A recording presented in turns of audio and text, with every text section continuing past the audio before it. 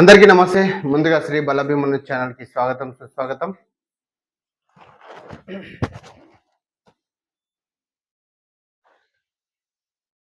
చమురుతో పాటు ప్రమాదకర రసాయనాలతో వెళ్తున్న నౌక ఒకటి కేరళ తీరానికి సమీపంలో అరేబియా సముద్రంలో మునిగిపోవడంతో ఆ రాష్ట్ర అధికారులు హెచ్చరికలు జారీ చేశారు.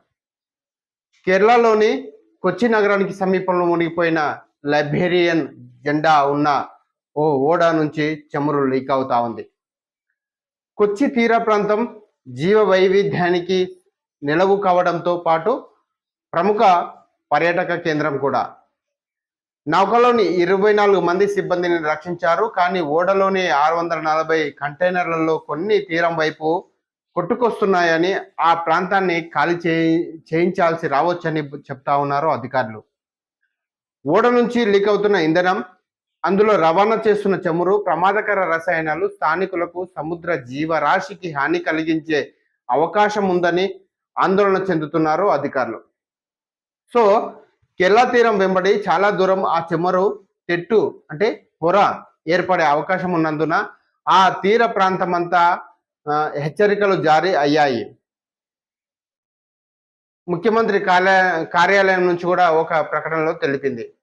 సముద్ర తీర ప్రాంత వాసులు ఒడ్డుకు కొట్టుకు వచ్చే ఎలాంటి కంటైనర్లను కానీ ఆ చమురును కానీ ఎట్టి పరిస్థితుల్లో తాకవద్దని, మృత్యుకారులు ఎవరు కూడా ఆ మునిగిపోయిన ఓడ సమీపంలోకి వెళ్ళొద్దని కూడా అధికారులు అయితే సూచించడం జరుగుతూ ఉంది.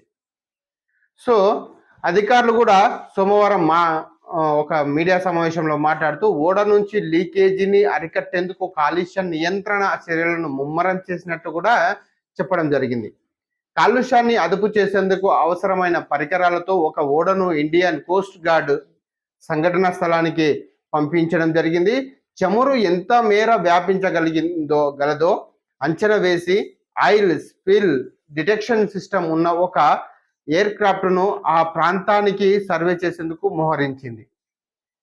విజిజం పోర్టు నుంచి కొచ్చికి బయలుదేరిన ఎంఎస్సి ఎల్సా 3 నౌక కొచ్చి తీరానికి 38 నాటికల్ మైళ్ళ దూరంలోకి వచ్చేసరికి కొద్దిగా మునిగిపోవడం మొదలైంది.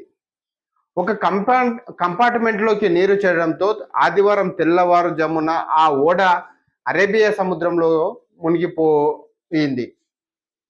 ఆ ఓడలోని 13 కంటైనర్లలో ప్రమాదకర వస్తువులు, 12 కంటైనర్లు కాల్షియం కార్బైడ్ ఉన్నాయని ఇండియన్ కోస్ట్ గార్డ్ తెలిపింది.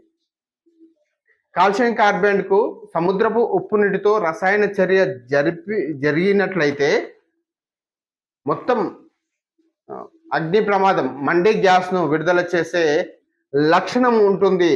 వాటితో పాటు ఆ నౌకలోని ట్యాంకులో 84.44 టన్నుల డీజిల్, 367.1 టన్నుల ఫర్నేస్ ఆయిల్ ఉన్నాయని కోస్ట్ గార్డ్ అయితే వెల్లడించింది. కాగా కొద్ది గంటల పాటు కొనసాగిన ఈ ఆపరేషన్లో ఆ నౌకలోని సిబ్బందిని ఇండియన్ నేవీ సిబ్బంది అయితే రక్షించడం జరిగింది. చూస్తూనే ఉండండి శ్రీ బలభీమన్ ఛానల్. ఇలాంటి లేటెస్ట్ వార్తల కోసం మా ఛానల్ని తప్పకుండా సబ్స్క్రైబ్ చేయండి, లైక్ చేయండి, ఈ వీడియోని ప్రతి ఒక్కరికి షేర్ చేయండి. ఎందుకంటే మేము పెట్టే ప్రతి వార్త మీకు నోటిఫికేషన్ రావాలంటే మా ఛానల్ తప్పకుండా సబ్స్క్రైబ్ చేయండి, పక్కన బెల్ బటన్ కూడా క్లిక్ చేయండి. ధన్యవాదాలు.